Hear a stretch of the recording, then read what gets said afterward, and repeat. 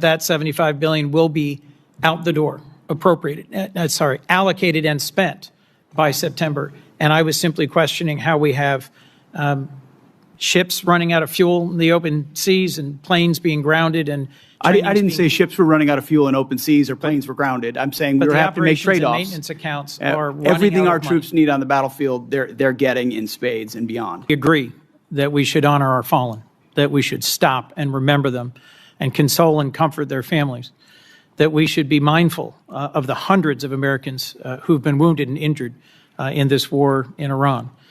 General Kane, your observations about how our adversaries are aligning more and more closely. Technology is accelerating, and cheap and lethal and easily accessible drones pose greater and greater risks to our troops, our homeland, and our security. And Secretary Hegseth, that we need to protect our troops wherever our president directs them, that we need to protect our partners and allies, and that the dangerous radical Iranian regime should never possess a nuclear weapon. I think we agree on all of these core basic points. Where I think we may disagree is on this supplemental and on the strategic choices made to achieve some of these core goals.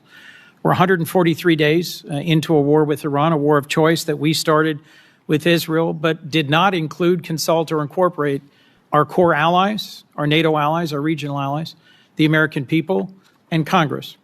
And the reason to consult and include our allies and Congress and the American people is so that when the costs and the length of a war extend beyond what we'd initially imagined, the American people and their representatives in Congress understand that sacrifice and can continue to support it. I think your first strategic mistake was to not consult the American people in Congress and make a clear case for the reasons behind this war. There have been many, lots offered, and I think our military has executed on the core missions: attack ballistic missile sites, sink the Blue Water Navy, attack their proxies, constrain their capacity. But I frankly think it was entirely foreseeable that Iran would close the Strait of Hormuz, would use cheap, lethal, widely available Shahed drones that they've led the world in manufacturing to attack our bases, our troops, our partners and allies, and impose real costs. Higher costs in fertilizer, in fuel, higher costs for the world, and tragically, increasingly higher human costs for us and for our troops. So, two questions, two general lines of questioning, if I could. Mr. Secretary, your question says, without these supplemental funds, we will face critical shortfalls that threaten our ability to pay our service members and sustain global operations without disruption. You've been asked repeatedly, there's $75 billion appropriated but unobligated. Can we really not avoid critical short-term shortfalls? What does that mean about the budget management within the department in terms of unexpected and unbudgeted wars? First, Operation Southern Spear, and then Operation Epic Fury. I would just note, I was sort of updated, 95% of that One Big Beautiful Bill funding will be allocated by the end of September in accordance with congressional intent. So these are things we said we would spend, and we told you we would spend them on, and we plan to spend them on those things by the end of September. So this is a new request based on new realities of a world we face, stepping up to meet that moment. And forgive me, Mr. Secretary, but that's news to me, that $75 billion will be out the door, allocated and spent by September. And I was simply questioning how we have ships running out of fuel in the open seas and planes being grounded. And I didn't say ships were running out of fuel in open seas or planes were grounded. I'm saying we have to make trade-offs. Maintenance accounts are running everything out our of troops money. need on the battlefield, they're getting in spades and beyond. It's ultimately looking into the future. Can we invest above and beyond that, the types of munitions, fast enough as we upgrade and modernize our force? That's what's at issue here in this $1.5 trillion, this supplemental, and any other additional funding that comes. Two quite different things: a $1.5 trillion base budget request and a now $76 billion supplemental.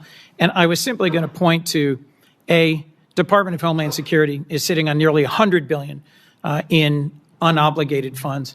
You haven't requested reimbursement for the millions of, frankly, billions of dollars the department has spent on law enforcement. Second, we requested reimbursement and are getting a substantial reimbursement from DHS.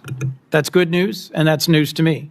And frankly, as we reflect on the service and sacrifice of those who put their lives on the line of this war, one of the things I've raised over and over and over is the ways in which this administration has dragged its feet on partnering with Ukraine in order to deploy the best-in-class sensors, detectors, and counter-drone systems to protect everything from Dover Air Force Base to our bases in the region, to our troops, to our partners.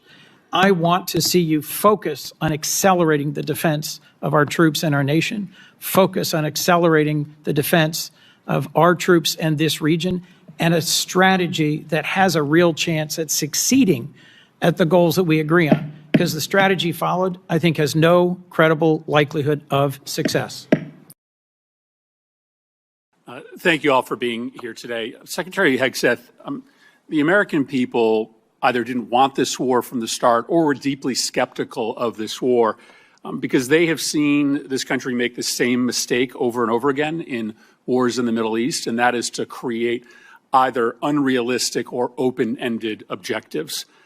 You said in March that the United States was, quote, on plan to defeat, destroy, and disable all of Iran's meaningful military capabilities at a pace that the world has never seen before. Obviously, as we've discussed here today, that objective has not been achieved and is not going to be achieved. Iran is adept, more adept than even at the start of the war, at hiding their capabilities or repairing after damage we have done. There's an open report that when it comes to their missile sites along the Strait of Hormuz, 30 of 33 are still operational. I wouldn't believe all the open reports, Senator. But I've also heard you say in this hearing that the objectives now seem to be more limited than they were at the outset of the war, that this is about reopening the strait and this is about dismantling their nuclear capability. And the president, of course, has said himself that he thinks Iran has a right to a missile program. So my question is pretty simple. Is it correct that it is no longer a war objective to destroy all of their military capacities? This is what the president has said. Have our goals been simplified to reopening the strait and to getting into a negotiation over a nuclear program? Now, I don't think you have a realistic plan to do either of those things, but I think it's important for us to know what we're funding. Are the objectives much more limited today than they were when you made that statement in March? So I think the objectives have been consistent and clear from the beginning. And I would contrast it to North Korea, where a conventional buildup was used to hide a nuclear capability that eventually evolved to a point where it couldn't be contested. And what Iran continued to do, even after Midnight Hammer, was try to build that conventional capability to dare anyone to stop them from pursuing nuclear weapons. So getting after their conventional capabilities, missile launchers, defense industrial base, their Navy, was all part of it ensuring they can't blackmail us into pursuing a nuclear capability. And laser focused on Iran will never have a nuclear capability. That's the promise the president has made and that he will keep in every way. I think it's important. So it is still a war objective, either through military action or through a diplomatic agreement, to destroy and disable all of Iran's meaningful military capacities, including their missile program. As far as all, when we talked about that from the podium at the outset of this, we were talking about their defense industrial base. And if you look at the metrics of their ability to make more, that it's been overwhelmingly destroyed. Not everything, but overwhelmingly. Now, do they have missiles in underground bunkers because they're a terror state? Sure they do, and we've acknowledged that from the beginning. Yeah, but their capacity is less today than it's ever been. They obviously have significant capacity to effectively disrupt the entirety of the Middle East and oil flows out of the Middle East, and that's not going to change. Let me ask you one more question. This is a request for supplemental funding because you don't have the funding in your base budget to do what you need to do, which makes questions about the base budget relevant. There's been a lot of attention, Mr. Secretary, on the modernization of a luxury jet that was gifted to the president by the government of Qatar. Reports suggest that maybe as much as $1 billion in your base funding, an extraordinary amount of money, has been used for an upgrade, and the plane is back in the shop for a second upgrade. As far as I can tell, never before has an administration not made public the amount of money for an upgrade or a construction contract on a presidential airplane. Obviously, we don't need or want disclose the details of that upgrade, but never before have you withheld from Congress and the public the total amount of money. I think there are two really important questions here. One, will you make public the amount of money that you are spending to upgrade this plane? And two, can you commit to this Congress and this committee that the president isn't going to take this plane with him when he leaves office? The only thing more insulting to the taxpayers of spending money on a jet they don't need would be for the president to take it with him, to take it out of our military inventory when he leaves office. Say the Air Force has done an incredible job making that a capable jet that ultimately, but its capabilities and investment are classified and shouldn't be talked about in That's public not what I'm setting, asking. considering Will the you make security of the amount President of the United States. Will you disclose the amount of money publicly? I would imagine as part of the regular budget process, that's something that we would look at.